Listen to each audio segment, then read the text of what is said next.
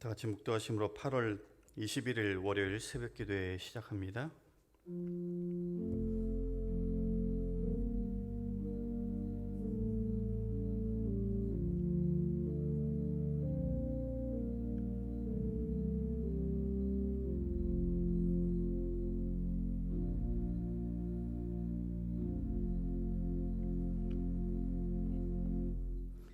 새로운 한 주를 살게 하신 하나님 아버지 감사합니다. 이 한 주간 이전보다 더 나은 믿음의 모습으로 주님 앞에 살아가길 원합니다. 주님을 더욱 사모하고 사랑하게 하시고 또 우리에게 허락하신 가족들과 또 이웃들도 더 사랑하고 세워주고 격려하고 기도해 줄 수 있는 우리 모두 될 수 있도록 인도해 주시옵소서. 오늘도 말씀을 통해 하나님 우리 심령을 새롭게 하여 주시고 기도 가운데 예비하신 은혜로 채워주셔서 하나님 앞에 다시 한번 믿음의 결단으로 나아가는 복된 시간 될 수 있도록 축복하여 주시옵소서. 감사하며 예수님 이름으로 기도합니다. 아멘.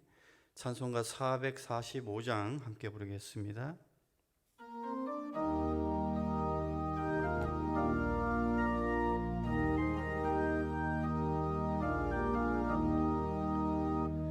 산을 넘어 한복에 가도 빛 가운데로 걸어가며 주께서 항상 지키시기로 약속한 말씀 변치 않네. 하늘의 영광 하늘의 영광 나의 맘속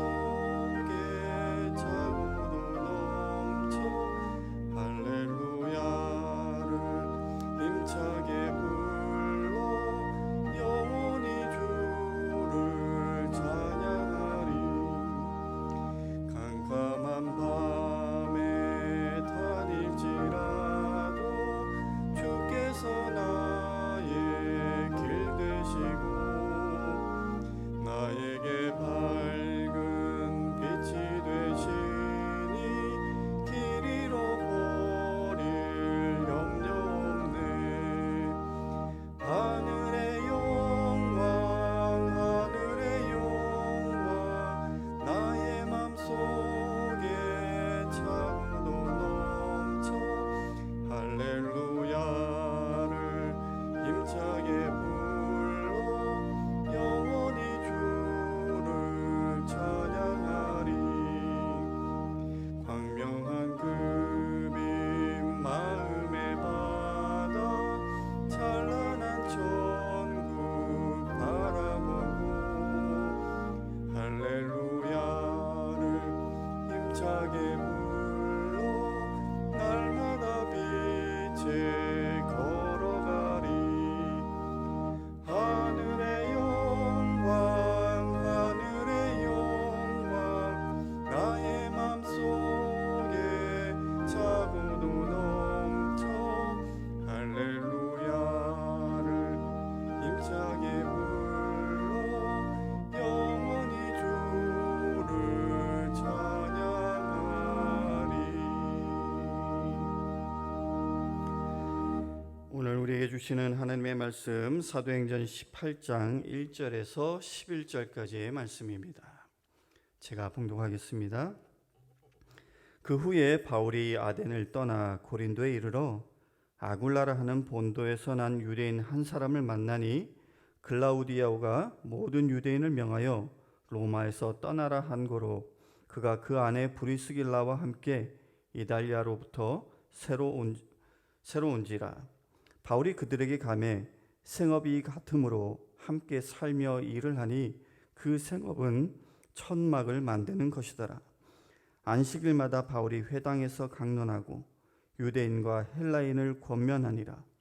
실라와 디모데가 마게도냐로부터 내려오매 바울이 하나님의 말씀에 붙잡혀 유대인들에게 예수는 그리스도라 밝히 증언하니 그들이 대적하여 비방하거늘 바울이 옷을 털면서 이르되 너희 피가 너희 머리로 돌아갈 것이요 나는 깨끗하니라. 이후에는 이방인에게로 가리라 하고 거기서 옮겨 하나님을 경외하는 디도 유스도라 하는 사람의 집에 들어가니 그 집은 회당 옆이라. 또 회당장 그리스보가 온 지방과 더불어 주를 믿으며 수많은 고린도 사람도 듣고 믿어 세례를 받더라. 밤에 주께서 환상 가운데 바울에게 말씀하시되 두려워하지 말며 침묵하지 말고 말하라. 내가 너와 함께 있음에 어떤 사람도 너를 대적하여 해롭게 할 자가 없을 것이니 이는 이 성중에 내 백성이 많음이라 하시더라. 1년 6개월을 머물며 그들 가운데서 하나님의 말씀을 가르치니라. 하나님의 말씀입니다. 바울은 복음을 전하고 하나님의 말씀을 가르치면서 많은 무시와 냉담과 거부를 경험했습니다. 또 여러 가지 환경적인 어려움에도 직면했었죠. 그때마다 바울은 그도 인간인지라 아마 많이 힘들었을 거고 또 외로웠을 거고 또한 적대자들의 그 위협 앞에서는 두렵기도 했을 겁니다. 그럴 때 하나님은 바울을 어떻게 도와주셨는가 오늘 본문을 통해서 살펴보면서 함께 은혜를 나누고자 합니다. 바울이 아덴, 즉 아테네에서 사역을 마친 후에 이제 고린도로 왔습니다. 아시는 분은 아시겠지만 당시 고린도는 무역의 중심지로서 꽤나 부유한 도시로 알려져 있었습니다. 그래서 이제 사람들은 호사스러운 생활을 했었고 전반적으로 도덕적인 타락에 빠져 있었습니다.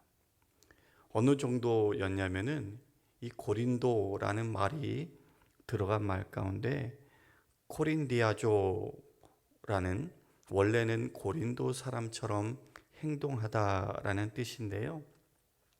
이 코린디아조가 실제로는 음행하다라는 의미로 사용되었고 또 고린도의 아가씨라는 뜻의 코린디아의 코라이는 매춘부를 의미하는 그런 정도로 고린도는 당시에 타락의 상징과도 같았습니다.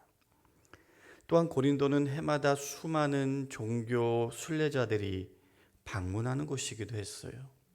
여기서 이제 종교 순례자들이란 우리가 생각하는 어떤 경건한 신앙인이 아니라 이방신, 즉 그 우상을 숭배하는 자들로서 어떻게 보면 좀 성적인 타락과 또 깊이 연관되어 있는 것이죠.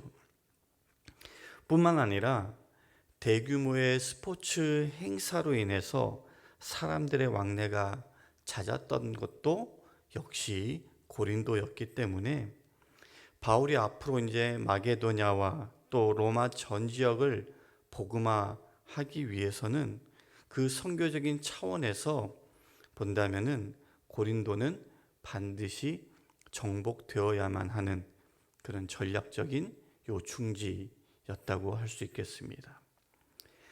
바울은 그렇게 이제 복음 확장을 꾀하기 위한 전략을 갖고 고린도에 오긴 했지만 사실 고린도 그곳에는 바울이 익히 알고 있었던 그래서 그를 도와줄 만한 교회나 신자들이 없었다는 문제가 있었습니다.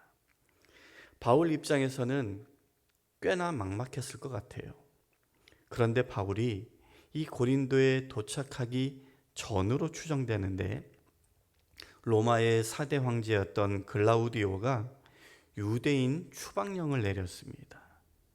로마의 역사가 수에토니우스에 따르면 로마에 있는 유대인들이 그 크레스투스라고 하는 선동가의 영향을 받아서 끊임없이 폭동을 일으켰는데 그것을 저지하기 위한 명분으로 유대인 추방령을 내렸다라는 기록이 남아 있습니다. 아무튼 그 추방령으로 인해서 이제 이탈리아를 떠나서 고린도에 온 유대인 부부가 하나 있었는데 바로 아굴라와 브리스길라 또는 브리스가라고 하는 자들인데요.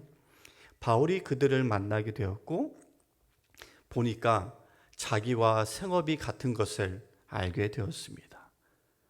이에 바울이 그들과 함께 살면서 또 천막 만드는 일에 같이 종사하면서 그렇게 선교 전략을 세울 수가 있었던 거죠. 이들의 만남, 세상의 눈으로 볼 때는 그저 우연한 만남이라고 하겠지만 하나님의 섭리 가운데 볼 때에는 절대 우연한 만남이 아니라 복음 전파를 위한 필연적인 만남이었습니다. 하나님께서 바울보다 앞서서 동역자를 준비하시고 바울의 복음 전파에 필요한 것들을 지원해 주신 것입니다. 그렇게 아굴라와 브리스길라는 바울이 쓴 여러 서신 가운데 언급될 정도로 바울의 전도 사역에 큰 힘이 되어준 동역자가 되었는데요. 특히 로마서 16장에 보면은 바울은 이 두 사람에 대해서 이렇게 말을 합니다. 그들은 내 목숨을 위하여 자기들의 목까지도 내놓았나니 나뿐 아니라 이방인의 모든 교회도 그들에게 감사하느니라. 아굴라와 브리스길라에 대해 더해서 하나님은 또 다른 동역자를 붙여주셨는데 5절에 보면은 마게도냐에서 와서 바울과 합류한 실라와 그리고 디모데입니다. 사실 이들은 아굴라나 브리스길라처럼 바울에게 새로운 동역자는 아니에요. 지난 17장에 보면은 바울은 베레아에서 이제 데살로니가 유대인들이 벌인 소동 때문에 동역자 디모데와 실라를 베레아에 남겨둔 채 혈혈단신 에덴으로 피신해야만 했었습니다. 그리고 나서 얼마 만인지 모르겠지만 이제 다시 그들과 고린도에서 조우하게 된 것이죠. 그때 이들의 합류, 바울에게는 분명 큰 힘과 그리고 위로와 격려가 되었을 것입니다. 두 사람은 바울에게 데살로니가 교회와 빌립보 교회의 소식을 전했을 뿐만 아니라 교회에서 보낸 헌금을 전달해 준 것 같아요. 그 금액이 제법 컸던지 바울이 더 이상 생계 유지를 걱정하지 않고 다시 한번 하나님 말씀에 붙잡혀서 복음을 전하는 데만 힘쓸 수가 있었는데 그것이 바로 오늘 5절의 말씀입니다. 새 번역으로 제가 읽어드리면 실라와 디모데가 마케도니아에서 내려온 뒤로는 바울은 오직 말씀을 전하는 일에만 힘을 쓰고 예수가 그리스도이심을 유대 사람들에게 밝혀 증언하였다. 여러분들에게는 아굴라와 브리스길라, 디모데와 실라 같은 그런 동역자가 있으신지요? 그런 분이 있다고 한다면 정말로 복받으신 분일 텐데 사실 하나님은 저나 여러분 우리 모두에게 이미 좋은 동역자를 준비해 주시고 붙여 주셨습니다. 바로 더바인 교회 공동체 그 안에 속한 지체 한 분 한 분이 하나님이 우리에게 허락하신 귀한 동역자인 줄로 저는 믿습니다. 이것을 기억하고 우리가 하나님의 일을 감당할 때에 서로 힘이 되어주면서 그렇게 주님의 몸된 교회를 함께 세워가기를 소원합니다. 그렇게 디모데와 실라의 합류로 복음 전파에만 매진할 수 있게 된 이 바울은 앞서 말씀드린 것처럼 유대인들에게 예수님이 그리스도다라는 것을 밝히 증언했습니다. 그런데 유대인들이 누구예요? 그렇게 호락호락 넘어갈 사람들이 아니죠. 6절에 보니까 그들이 바울을 대적하고 비방했다라고 나옵니다. 사실 이전에 그러한 유대인들을 한두 번 상대한 바울이 아니기에 넘어갈 수도 있을 법한데 얼마나 지긋지긋했으면 오늘 본문 6절, 7절에 이렇게 말하고 있습니다. 세 번역으로 읽어드릴게요. 그러나 유대 사람들이 반대하고 비방함으로 바울은 그의 옷에서 먼지를 떨고서 그들에게 말하였다. 여러분이 멸망을 받으면 그것은 오로지 여러분의 책임이지 나의 잘못은 아닙니다. 이제 나는 이방 사람에게로 가겠습니다. 바울은 거기를 떠나서 디디오 유스도라는 사람의 집으로 갔는데 그는 이방 사람으로서 하나님을 공경하는 사람이고 그의 집은 바로 회당 옆에 있었다. 그리고 이어지는 8절은 회당장인 그리스보는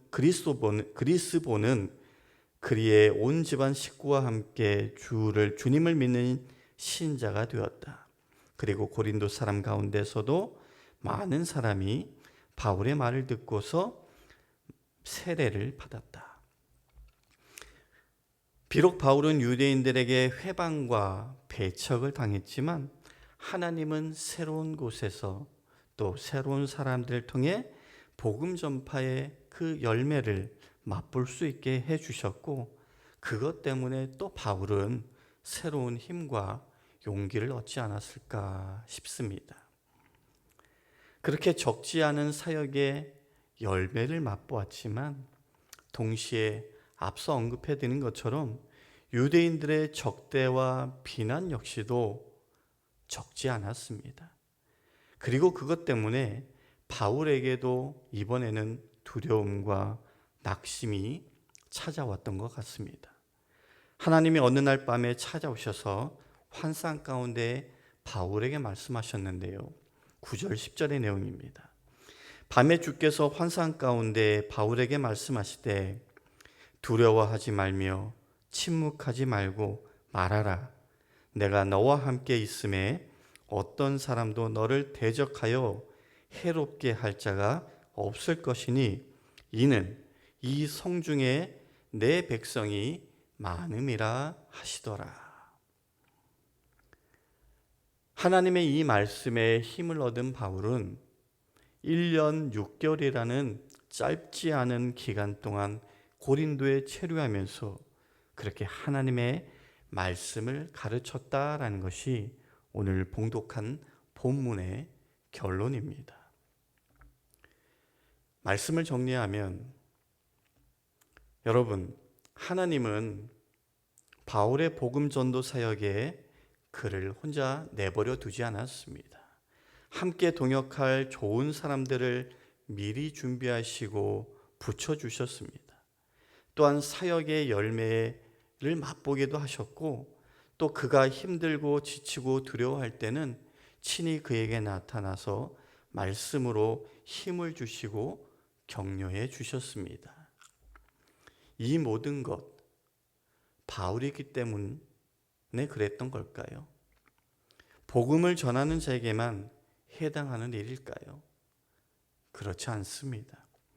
하나님은 우리에게도 마찬가지로 동일한 모습으로 우리를 도우시고 인도하십니다. 복음을 전하는 일뿐만 아니라 하나님의 여러 가지 일을 열심으로 감당하고자 할 때, 또 우리가 믿음의 여정을 제대로 걸어가고자 할 때 하나님은 마찬가지로 우리 모두에게 함께 일하고 함께 걸어갈 동역자들을 붙여주시고 때로는 사역의 열매도 맛보게 하시고 때로는 나를 비난하고 반대하고 부정적인 말로 주님의 일을 하려고 하는 그 의욕에 찬물을 끼얹는 사람과 상황을 만나더라도 그래서 낙심될 때면 주님은 우리와 함께 하시고 말씀으로 또 당신의 그 능력의 손으로 우리들을 도우시고 지키시는 줄로 믿으시고 하나님이 우리에게 주신 그 놀라운 사명들을 끝까지 잘 마칠 수 있는 그런 저와 여러분, 우리 모두가 될 수 있기를 주님의 이름으로 간절히 축복합니다. 말씀을 기억하며 기도하겠습니다.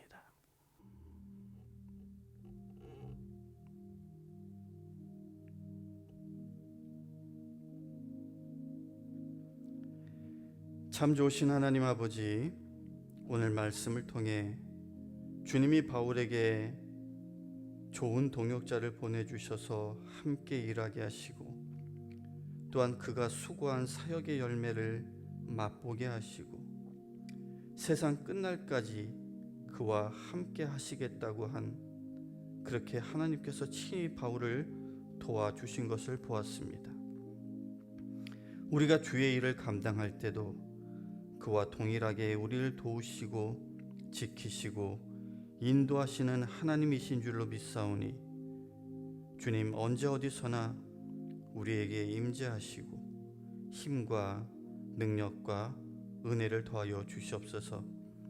그래서 우리에게 맡겨주신 이 귀한 사명들을 끝까지 잘 마치고 주님 앞에 설 수 있도록 축복하여 주시옵소서.